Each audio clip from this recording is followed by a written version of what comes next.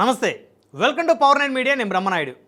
పొద్దున్న లెగిస్తే నీతి వాక్యాలు చెప్పేటువంటి బూతు రావణ్ అంటే ప్రశ్న అనేటువంటి ఒక యూట్యూబ్ ఛానల్ పెట్టుకొని బూతులే పరమావధిగా భావిస్తూ ఇష్టానుసారంగా చెలరేగిపోయినటువంటి ఒక బూతు రాయుడి బూతు భాగవతం. ఆయన పేరు రావణ్ అలియాస్ జోసెఫ్. మరి ఆయన రాజకీయంగా కూటమి ప్రభుత్వాన్ని విమర్శిస్తారు. ఆ విమర్శ కూడా అర్థవంతంగా ఉండదు. చాలా నీచంగా, చాలా హేయంగా, చాలా వ్యంగ్యంగా, చాలా అశ్లీలంగా ఉంటుంది. మరి అలాంటి రావణ్ లకారం భాషల్ని, జుగుప్సాకరమైనటువంటి వ్యాఖ్యల్ని ఉపయోగిస్తూ మరి అనేక మందిని శత్రువులుగా చేసుకున్నటువంటి పరిస్థితి. ఇక కులాలను, మతాలను, ప్రాంతాలను విడదీసేందుకు ఆయన చేసిన ప్రయత్నం అంతా ఇంత కాదు. మరి అలాంటి బూతు రావణ్ ఆయనకు సంబంధించినటువంటి ఒక సంచలన విషయం వెలుగులోకి వచ్చింది. ప్రస్తుతం రావణ్ రిమాండ్లో ఉన్నారు. ఆయనకు సంబంధించి దాదాపు 5 పోలీస్ స్టేషన్ల కేసులు నమోదయ్యాయి, 4 పోలీస్ స్టేషన్ల బెయిల్ వచ్చాయి. అయితే ఇదే క్రమంలో రావణ్ని వివిధ పోలీస్ స్టేషన్లో అరెస్ట్ చేసినటువంటి క్రమంలో భాగంగా ఆయన ఫోన్లో అశ్లీల వీడియోలు ఉన్నట్లు గుర్తించారు. అంటే రావణ్ ఫోన్లో కొంతమంది మహిళలతో సంబంధించినటువంటి అశ్లీల వీడియోలు ఉన్నాయని, ఆ అశ్లీల వీడియోలను అడ్డు పెట్టుకొని ప్రశ్న రావణ్ కొంతమంది యువతులను లైంగికంగా వేధించినట్లు తెలుస్తూ ఉంది. అంటే బూతు మాటలతో రెచ్చిపోయినటువంటి నీతి వ్యాఖ్యలు చెప్పేటువంటి బూతు రావణ్, అతని బూతు భాగవతం ఒక్కొక్కటిగా వెలుగులోకి వస్తూ ఉన్నాయి. అంటే పొద్దున్న లెగిస్తే నీతి వ్యాఖ్యలు చెబుతూ అటు జనసేన అధినేతను, టీడీపీ అధినేతను ఇష్టానుసారంగా జుగుప్సాకరమైనటువంటి భాషతో మాట్లాడేటువంటి ఈ బూతు రావణ్ చేసేటువంటి బూతు భాగవతాలు ఒక్కొక్కటిగా వెలుగులోకి వస్తూ ఉన్నాయి. మహిళల్ని లైంగికంగా వేధించేవాడని, కొంతమంది మహిళలతో లైంగికంగా వేధించి వారిని లొంగ తీసుకున్నాడని, అదేవిధంగా వారికి సంబంధించినటువంటి అశ్లీల వీడియోలను తీసి వారిని పెద్ద ఎత్తున బ్లాక్మెయిలింగ్కి పాల్పడేవాడంటూ ఈ బూతు రావణ్కి సంబంధించినటువంటి అనేక రకాలైనటువంటి బూతు అంశాలు వెలుగులోకి వచ్చాయి. అయితే దీని మీద కూడా పెద్ద ఎత్తున మహిళా సంఘాలు కూడా డిమాండ్ చేస్తున్నటువంటి పరిస్థితి ఉంది. ఈ బూతు రావణ్ ఎవరెవరిని హింసించాడు, ఏ మహిళలని ఇబ్బంది పెట్టాడు, ఎవరిని అశ్లీల వీడియోలు తీసి బ్లాక్మెయిలింగ్ చేశాడు, ఎవరిని దొంగ తీసుకున్నాడు, ఎవరి దగ్గర డబ్బులు కాజేశాడు, ఎవరిని వేధించాడు అనేటువంటి అంశాలు మొత్తం కూడా తెర మీదకు తీసుకురావాల్సిన అవసరం ఉంది.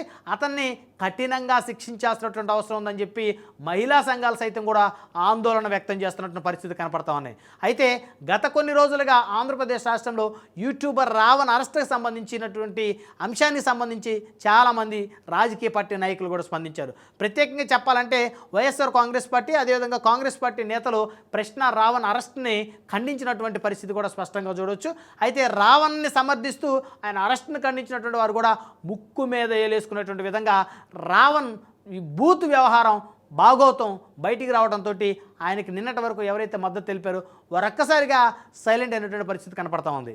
నిజంగా మహిళల పట్ల ఆయన ప్రవర్తించిన తీరు, మహిళలతోటి మరి వారిని లైంగికంగా వేధించారనేటువంటి ఎపిసోడ్ ఆయన ఫోన్లో మరి ఆ డేటా మొత్తం బయటికి తీయడంతో ప్రశ్న రావణ్ బూతు భాగవతాలు బయటకు వచ్చినట్టయితే తెలుస్తూ ఉంది.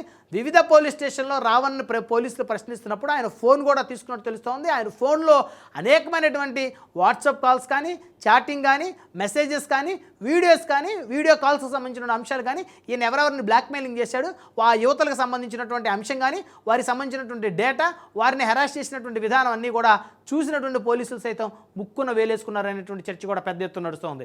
సో మొత్తానికి ఈ బూతు రావణ్ చేసినటువంటి బూతు భాగవతాల మీద ఖచ్చితంగా ఎంక్వైరీ జరగాలి. ఎంక్వైరీ జరిగి ఈ బూతు రావణ్ యొక్క బూతు భాగవతాలను ఖచ్చితంగా కట్టడి చేయాల్సిన బాధ్యత కూటమి ప్రభుత్వం మీద ఉంది.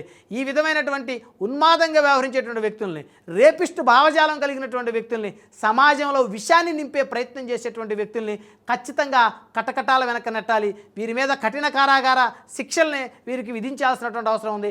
మహిళలకు రక్షణ కల్పించాలంటే ఇలాంటి బూతు రావణ్ లాంటి ఎవరైతే ఉన్నారో యూట్యూబ్ పెట్టుకొని సమాజంలో మరి ఒక ఆందోళన చెలరేగే విధంగా, ఒక విద్వేషాన్ని పెంచేటువంటి విధంగా, విషయాన్ని చిమ్మేటువంటి విధంగా చేసేటువంటి ఇలాంటి బూతు రావణ్లు మరి ఎంతమంది ఉన్నారో వాళ్ళందరి మీద కూడా ఖచ్చితంగా చట్ట ప్రకారం యాక్షన్ తీసుకోవాల్సినటువంటి అవసరం ఉందనేటువంటి డిమాండ్ కూడా పెద్ద ఎత్తున వ్యక్తమవుతున్న పరిస్థితి కనపడతా ఉంది. సో ప్రశ్న రావణ్ ఫోన్లో ఉన్నటువంటి అంశాలకు సంబంధించి ఆల్రెడీ ఇప్పుడు కూడా కొన్ని వార్తాపత్రికలు కూడా రాసినటువంటి పరిస్థితి.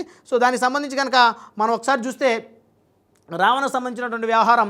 రావణ్ ఫోన్లో అశ్లీల వీడియోలు, వెలుగులోకి యూట్యూబర్ బచ్చలకూరి జోసెఫ్ అకృత్యాలు. రావణ్ ఫోన్లో నుంచి వెలుగులోకి వచ్చిన సంచలనమైనటువంటి వీడియోలు, అశ్లీల వీడియోలతో బ్లాక్మెయిల్ చేసినట్లు సమాచారం. అదేవిధంగా అమాయక యువతులను లైంగికంగా వేధించినట్లు సమాచారం. డేటా ఆధారంగా సుమారు 10 మంది బాధితులను గుర్తించినట్టు సమాచారం. ఇది వీడి భాగోతం. ఈ ప్రశ్న రావణ్ అనేటువంటి ఒక యూట్యూబర్, ఒక ఉన్మాది, ఒక ఉగ్రవాద భావజాలం ఉన్నటువంటి ఈ సైకో రావణ్కి సంబంధించి మరి 10 మంది యువతులు బాధితులుగా ఉన్న అంశాన్ని అయితే పోలీసులు గుర్తించినట్టు తెలుస్తోంది. ఖచ్చితంగా వారిని పిలవాలి. వీడు ఏ విధంగా, ఈ వ్యక్తి ఏ విధంగా వాళ్ళని అరెస్ట్ చేశాడు, వాళ్ళని లైంగికంగా ఏ విధంగా లొంగ తీసుకున్నాడు, వారి దగ్గర డబ్బులు ఏమైనా కాజేశాడా, వారిని ఏ విధంగా అరెస్ట్ చేశాడు అనేటువంటి అంశాలు కూడా ఖచ్చితంగా తెర మీదకు తీసుకొని రావాల్సిన అవసరం ఉంది. ఇతని మీద పోక్సో చట్టం కింద కూడా కేసు నమోదు చేయాలనేటువంటి డిమాండ్ కూడా పెరుగుతూ ఉంది. ఖచ్చితంగా ఈ ఉన్మాద యూట్యూబర్ని కట్టడి చేయకపోతే ఇలాంటి ఉన్మాదులు, ఇలాంటి విష వృక్షాలు సమాజంలో పెరిగిపోయి దాని ద్వారా సమాజం అంతా కూడా పొల్యూట్ అయిపోయేటువంటి ప్రమాదం ఉందనేటువంటి ఒక ఆవేదనని ఇటు రాజకీయ పరిశీలకులు కానీ అటు మేధావులు కానీ వ్యక్తం చేస్తున్నటువంటి పరిస్థితి ఉంది. సో మొత్తానికైతే ఈ ఉన్మాద యూట్యూబర్ని ఏ విధంగా కట్టడి చేస్తారనేది వేచి చూద్దాం.